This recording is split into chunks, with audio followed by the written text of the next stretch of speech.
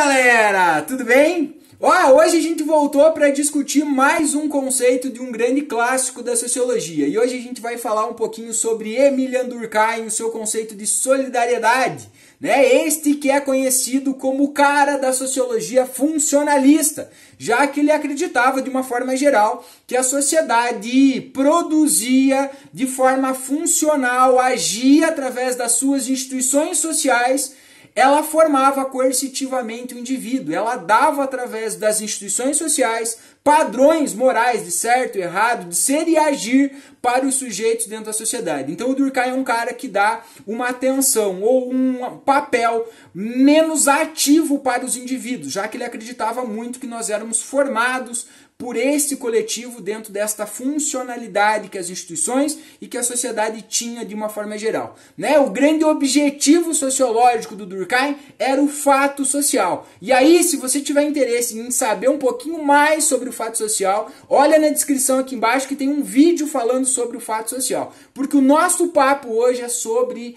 a solidariedade. Então, quando o indivíduo ele estava inserido naquilo que o Durkheim chamava de fato social, este fato social criava uma grande teia de relacionamento entre os indivíduos. E esta teia de relacionamento o Durkheim chamou ou nomeou de solidariedade. Só que ele classificou duas formas de solidariedade, né? Então, o grande divisor de águas do entendimento e das relações sociais que o homem, o ser humano teve, né, em especial aí durante o século XIX e século XX, foi a Revolução Industrial, né, o surgimento do capitalismo e o desenvolvimento do capitalismo, do cientificismo, né, da divisão do trabalho, enfim, todo esse impacto social, econômico que esse grande momento histórico teve na vida do ser humano. Então, quando o Durkheim faz esta leitura de como o ser humano se relacionava, ele percebe que antes do capitalismo, naquelas sociedades mais rurais, mais agrárias, o ser humano tinha um padrão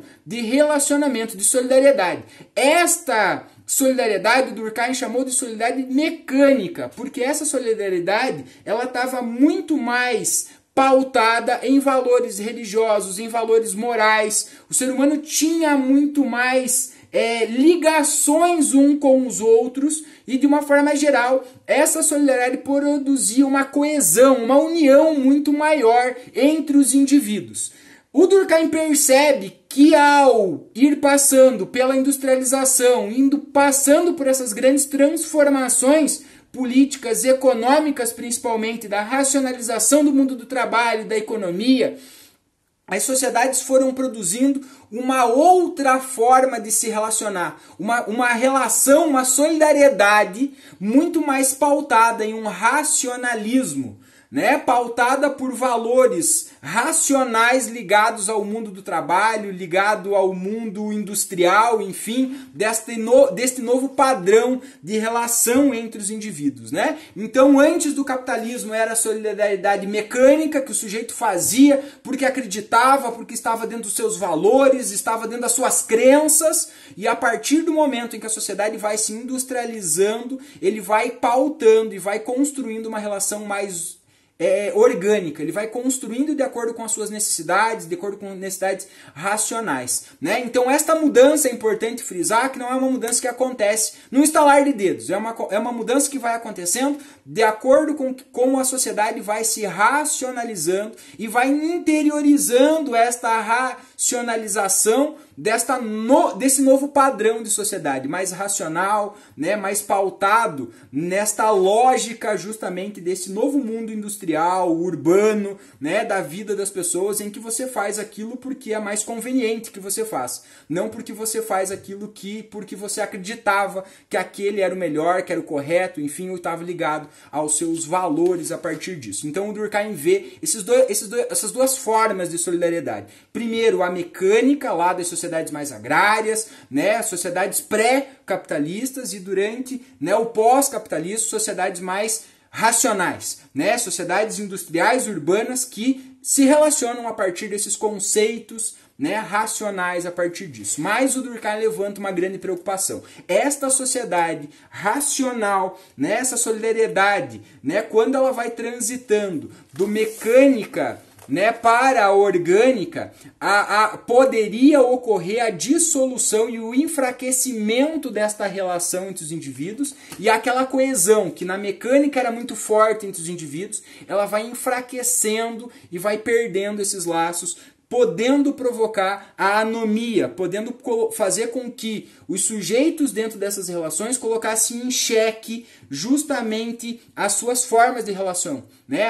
a organização racional da sociedade. Isso poderia provocar, então, aquilo que ele vai chamar de anormalidade, onde os sujeitos perdem justamente essa credibilidade na organização racional da sociedade, e isso poderia provocar alguns efeitos negativos. Inclusive, um dos grandes trabalhos do Durkheim, e ao analisar os efeitos desta anomia, ele escreve uma obra chamada O Suicídio, tratando o suicídio como um fato social e como um reflexo dessas novas relações de solidariedade da sociedade moderna industrial agora, né? Ele percebe que lá na sociedade mecânica os números do suicídio eram muito menores que nessa sociedade agora, pós-revolução industrial, racional, urbana. Então os sujeitos vão enfraquecendo seus laços, né? Principalmente porque o Durkheim também reconhece o nascimento de um novo sentimento dentro das relações humanas, que é o individualismo, né? O sujeito agora ele é mais produzido a pensar que a sua felicidade ou a felicidade depende apenas de si. Ele não olha mais de forma coletiva, ele olha mais de forma individualista,